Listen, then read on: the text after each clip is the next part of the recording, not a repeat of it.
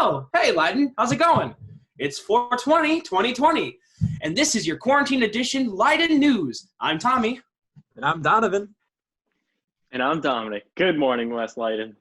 Hey, Dominic, why are you all dressed up? Oh, I'm actually running a little late to interview Poliak right now. Poliak, what are you interviewing him for? I'm interviewing for e-learning. E-learning? E-learning? What's that? Well, guys, I'm glad you asked. E-learning is actually learning online. Oh, I probably should do that. Yeah, you probably should, Donnie. Huh. How long has this been going for? Oh, this is the 4th week, I think. Oh. I hope this won't impact my grades at all. Yeah, all right. I got to go for the interview, guys. Oh, okay. Have fun. I haven't done anything.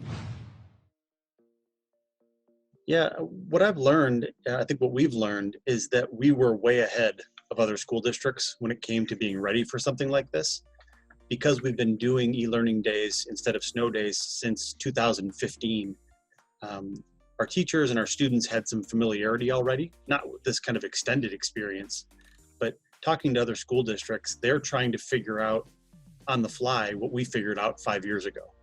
And so we were in a good position based on that. The other thing I've learned, and it's completely unrelated to school in general, is that our food service staff is amazing.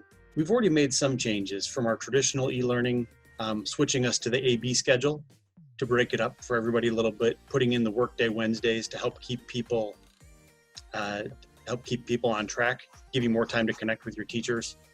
I think we're doing a progress report this week to see where we are in terms of failures and incompletes.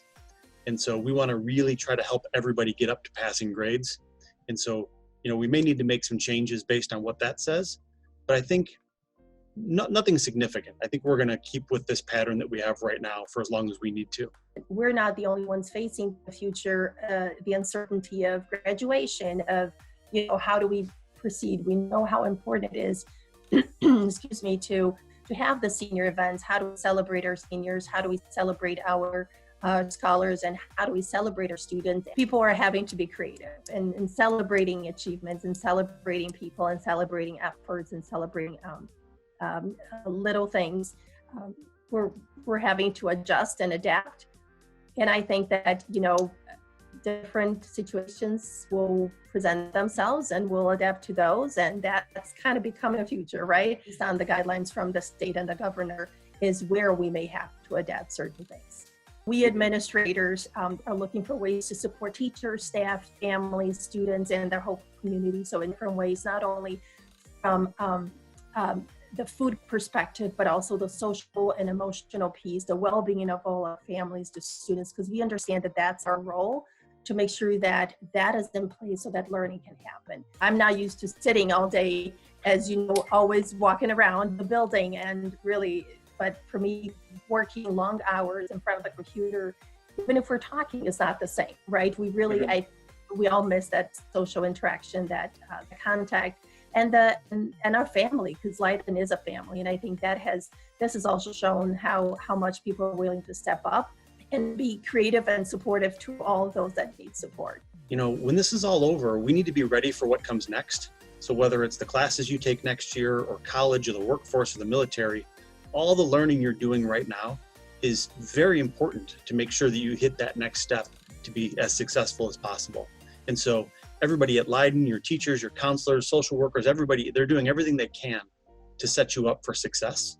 And so we just appreciate the fact that you're doing the work, that you're engaging, and we're all kind of in this together.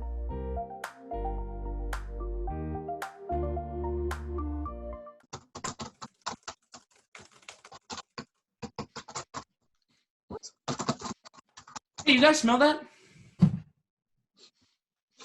Not No, really. what are you No. talking about? What's the... Oh, guys, it's the Leiden cook-off. Leiden cook-off. Yeah, and you know what that means? What? It's time to get into the kitchen. Kitchen. For In the Kitchen this week, we got Manny Ruiz and Adrian Monarz. And they cooked us 2 separate dishes, and they're going to compete to see who is the better chef. Okay, for our first contestant, we have Manny Ruiz here. Hello. Hello, Manny. What's up? My dish that I made for you guys, very special, important people, steak fettuccine. Enjoy. Are you sure you didn't just buy this? No. No, I didn't. I cooked it. Sure, it's I have insane. videos. I have recorded every step. That's takeout box. It's in a takeout box. A little chewy. Kind of chewy. But that's good flavor. It does have good flavor. Manny does have a perk of it being warm. Yeah, for sure. Because we are eating Adrian's dish cold. Because Manny was an hour late. Everything looks pretty well set and well put together. Taste is pretty good. Out of 10, what do you give it? I mean, steak being chewy and it being a little bit late is going to deduct a few points. So, I'm going to have to give Manny a 7. Even 7 out of 10. I'm going to go with a 7 as well. For the second dish and second contestant, we got Adrian Menars, who ended up cooking us pork chops with rice and a little bit of salad on the side. Okay, so before we, ruin the presentation, it was pretty decent. Looked pretty good. And now for the taste test. Okay. Oh, yeah, it's really good. This one's not chewy, Nice like and Manny's dish. Nice and simple. Got a lot of flavor into it. Cooked right about perfect. Great texture overall. He did Well, brag let's- about this rice. Let's give it a taste test. I'd say that's some pretty fair rice. Some pretty good rice. Yeah. It's got some good flavor to it. You know what? I'll give it a taste test even though it's just normal lettuce.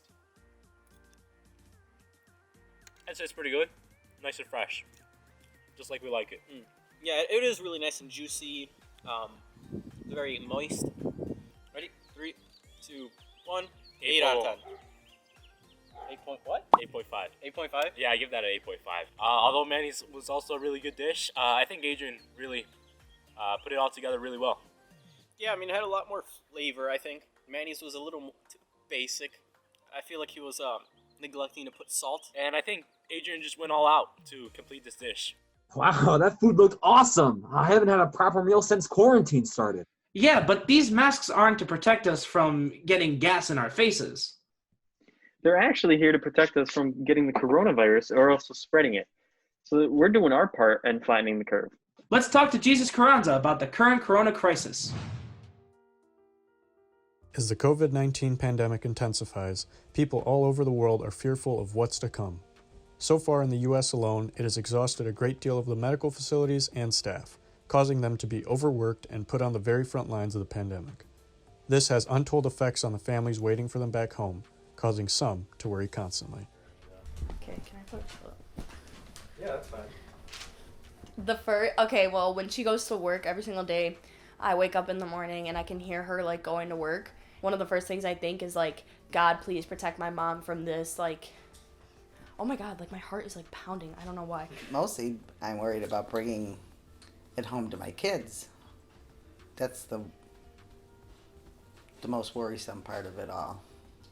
It's like, God, please protect my mom from this, because, like, for me, my dad, like, when my dad passed away when I was 17, and she's the only parent I have, so if she gets, sick with something that she gets the coronavirus, whatever it is, and she ends up, dying from it, like, that's what goes through my head, honestly, like, and, like, the other day, she said she wasn't feeling good, because, like, something with, like, her medicine, and it freaked me out.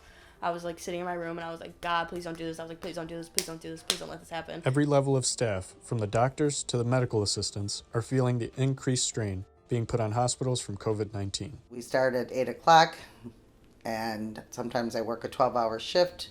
By the end of the 12-hour shift, we have gone from 20-something to, on the average, 45 patients. Previously, it was an immediate care site. We are no longer immediate care. We see nothing but COVID-19 patients for testing.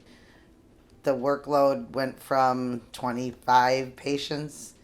Now we are testing patients every 15 minutes. With all the stress that comes from having a loved one on the front lines testing and curing patients, at times it may be difficult for some to find ways to cope with this reality. Of course, there's a part of me that worries, but also she has the most protective measures that are available to her every day. It doesn't really bother me too much. I don't really have to cope with much. Yeah, I just take naps. Take naps and think positively. Don't think about the negative too much. I paint a lot. I also have been painting a lot because that is fun. I have a tattoo here and I've been filling it in with like paint. I don't know, that was fun. Aside from all the concern and the effects of the ongoing pandemic, the most important thing to remember is to Stay inside. Hey, Dom, do you know what the weather's supposed to be like this week? No, I actually don't. But Tommy down here, he actually is a certified weather reporter. You bet that I am. Whoa. What's that? How did you do that? Don't ask dumb questions. What?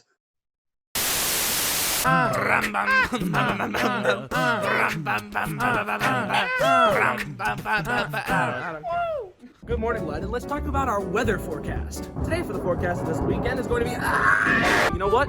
Doesn't matter because today is a good day. So why don't we go ahead and take a walk? Oh, come on!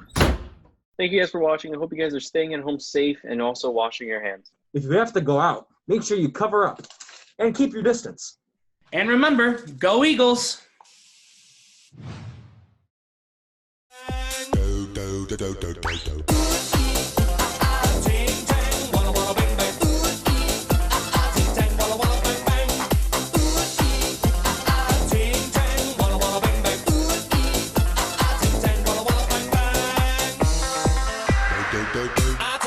Doctor, I was in love with you. I told the witch doctor I was in love with you. And then the witch doctor, he told me what to do. He told me, ooh, ting, tang, wanna bang, bang.